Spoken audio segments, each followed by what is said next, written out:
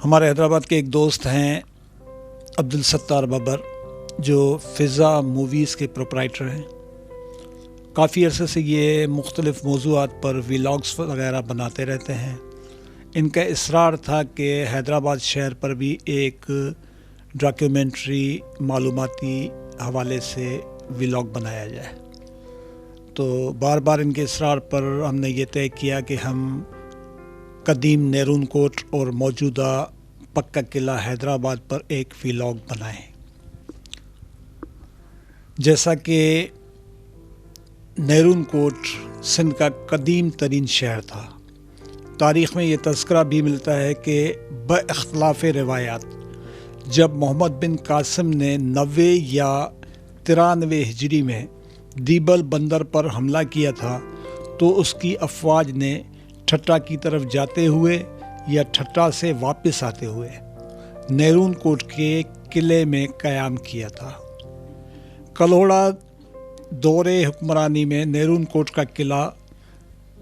ویران اور اجڑا ہوا مقام تھا، جس کی اثر نو تعمیر 1180 ہجری میں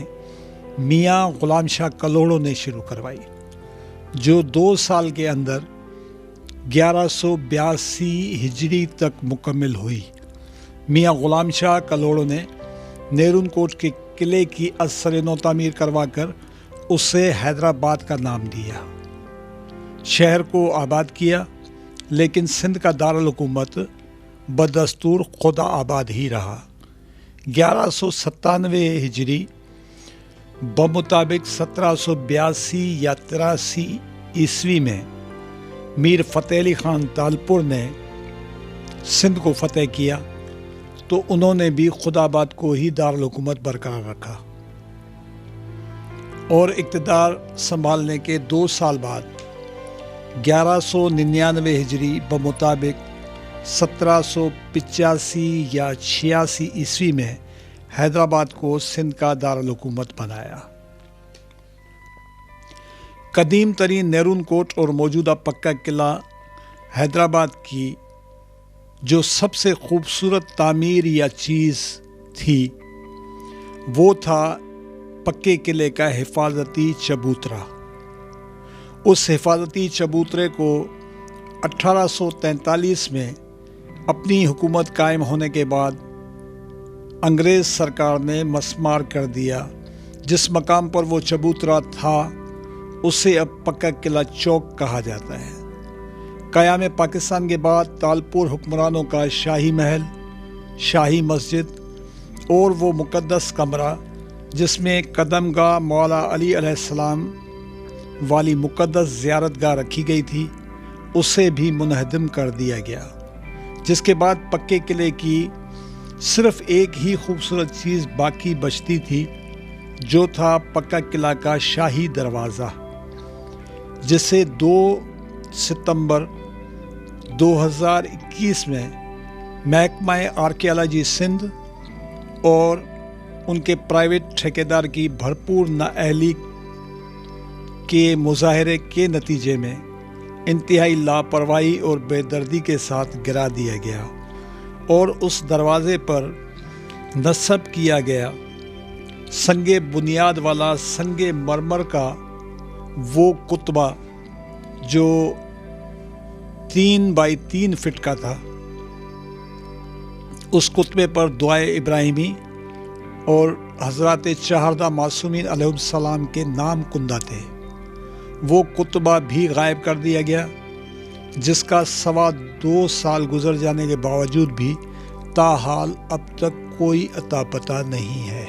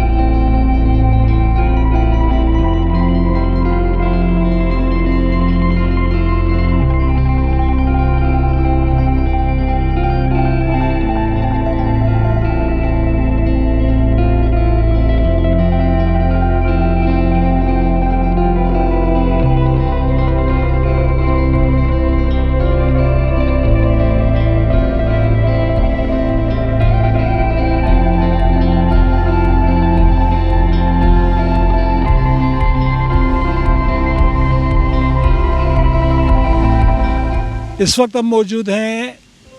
نیرون کوٹ کے قلعے، جو اب پکا قلعہ حیدرآباد کے نام سے مشہور اور منسوب ہے۔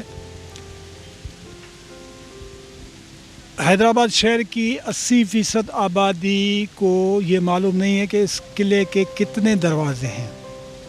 جب حیدرآباد شہر کے لوگوں کو ہی پتہ نہیں تو پاکستان کے لوگوں کو تو اس چیز کا علم ہوگا ہی نہیں۔ حیدرآباد شہر کے پکے قلعے کے 2 دروازوں سے عام پبلک واقف ہے۔ ایک شاہی دروازہ جو 2021 میں مرمت کے دوران گر گیا تھا، دوسرا دروازہ گرو نگر کی طرف سے آتا ہے جو غار کی شکل میں دروازہ ہے، نکلنے کا راستہ ہے۔ وہ قلعوں کی جو بناوٹ کی جاتی ہے ان میں ہمیشہ یہ خیال رکھا جاتا ہے کہ قلعہ اس جگہ تعمیر کیا جاتا ہے جس کے ایک طرف خشکی ہو اور دوسری طرف پانی ہو، تاکہ اگر کوئی حملہ ہو پانی کی طرف سے ہو تو خشکی کی طرف سے نکلا جائے، اور خشکی کی طرف سے ہو تو پانی کی طرف سے نکلا جائے۔ تو یہ تیسرا دروازہ جو ہے جس کے آگے ہم اس وقت بیٹھے ہوئے ہیں، اس کا عام لوگوں کو پتہ نہیں ہے۔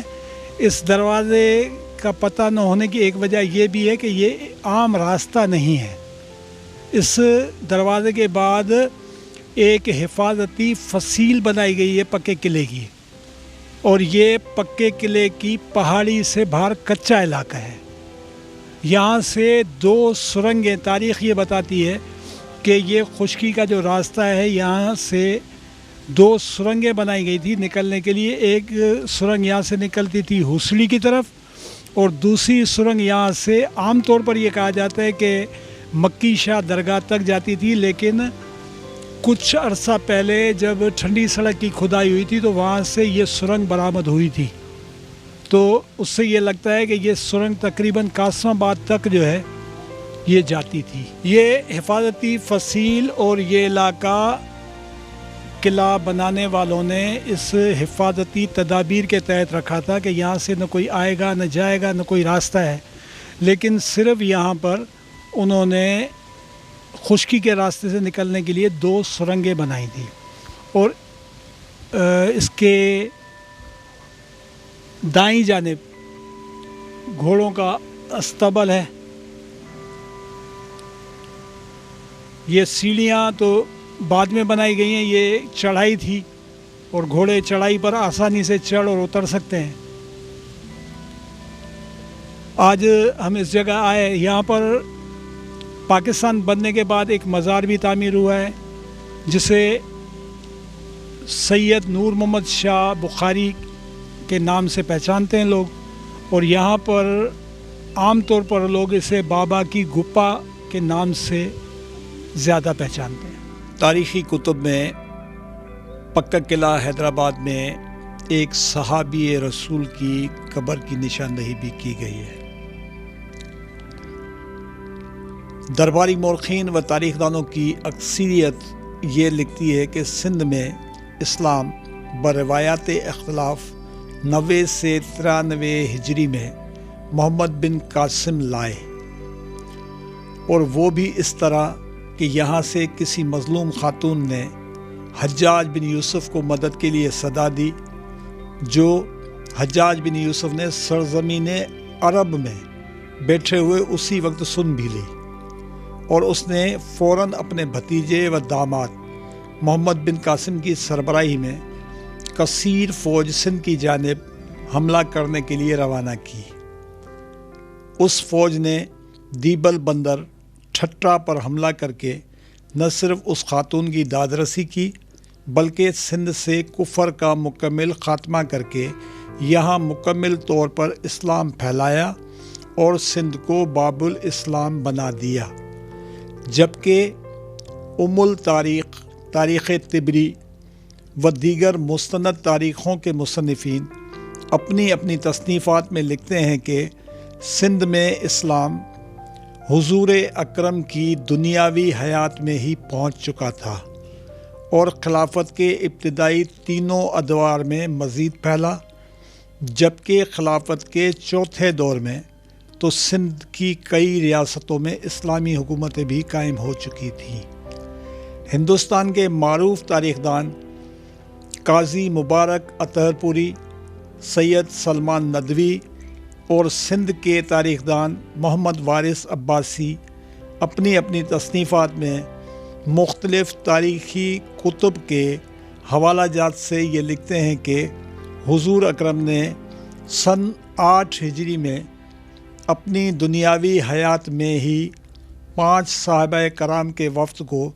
اپنے معروف صحابی ابو رافع کی قیادت میں سندھ کی جانب اسلام کی تبلیغ کرنے کے لیے روانہ کیا۔ اس وفد نے سندھ پہنچ کر نیرون کوٹ موجودہ حیدرآباد کو تبلیغ اسلامی کا مرکز بنایا۔ یہاں کئی لوگوں نے اسلام قبول کیا اور کچھ عرصہ گزرنے کے بعد ان میں سے 3 صحابہ کرام مدینہ منورہ واپس لوٹ گئے،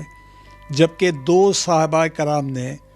لوگوں کو احکامات اسلامی کی تربیت دینے کے لیے یہیں قیام فرمایا۔ بعد میں ان میں سے ابو رافع صحابی نے یہیں انتقال فرمایا تو ان کی نیرون کوٹ کے باہر تدفین کی گئی، اور دوسرے صحابی رسول ٹھٹہ تشریف لے گئے۔ انہوں نے ٹھٹہ میں ہی انتقال کیا اور ان کی مکلی کے قبرستان میں تدفین کی گئی۔ تاریخ میں ان کے نام کا تذکرہ موجود نہیں ہے، اس لیے یہ گمان ظاہر کیا جاتا ہے کہ شاید وہ عبداللہ شاہ اصحابی ہوں۔ سابقہ قدیم ترین تاریخی نیرون کوٹ موجودہ پکا قلعہ حیدرآباد سندھ کے شاہی گیٹ کے سامنے ایک قدیم قبر موجود ہے، جسے مقامی لوگ نوگز بابا اور گل حیدر شاہ کے نام سے یاد کرتے ہیں۔ سابقہ نیرون کوٹ اور موجودہ پکا قلعہ حیدرآباد میں اس کے علاوہ ایسی اور کوئی بھی قبر موجود نہیں ہے جو اتنی قدیم ترین ہو۔ یہی وجہ ہے کہ تاریخی روایات سے یہی ثابت ہو رہا ہے کہ یہ قبر صحابی رسول حضرت ابو رافع کی ہی ہے۔ میں نے اپنی یادداشت جو میری ہیں اس میں میں نے آج سے تقریباً 30 سال قبل اس قبر کو اصل حالت میں دیکھا تھا۔ یہ قبر انہی اینٹوں کی بنی ہوئی ہے جن اینٹوں سے پکا قلعہ تعمیر کیا ہوا ہے۔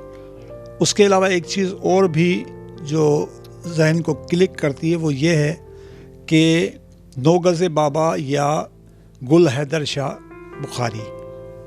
ان کی درگاہ پہ کوئی کتبہ وغیرہ ایسا نہیں ہے جس پہ ان کا سن وفات لکھا ہوا ہو۔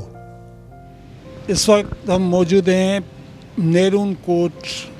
جو آج کل پکا قلعہ حیدرآباد کے نام سے مشہور ہے۔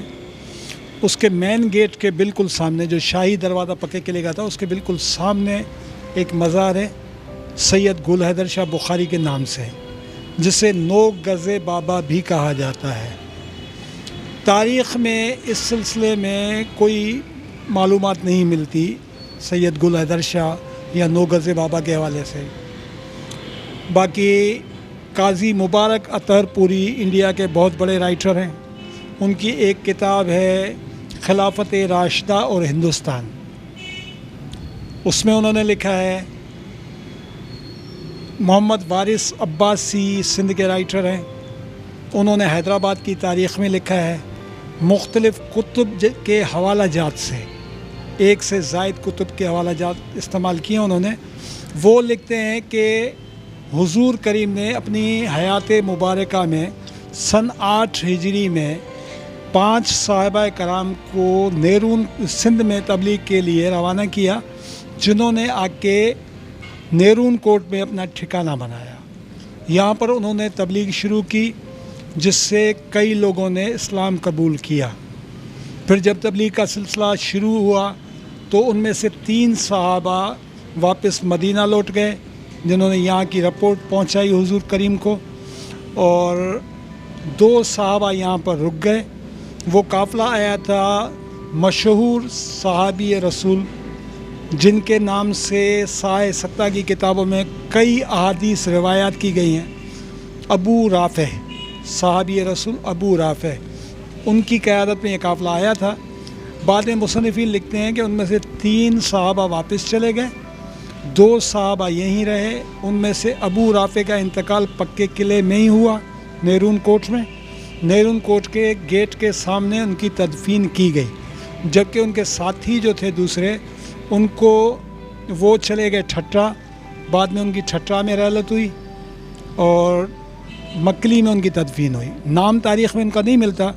لیکن جیسا کہ مکلی میں صحابی کی ایک قبر ہے سید عبداللہ شاہ غازی کے حوالے سے، تو گمان یہ کیا جاتا ہے کہ دوسرے صحابی جو ان کے ساتھ آئے تھے وہ مکلی میں دفن ہیں۔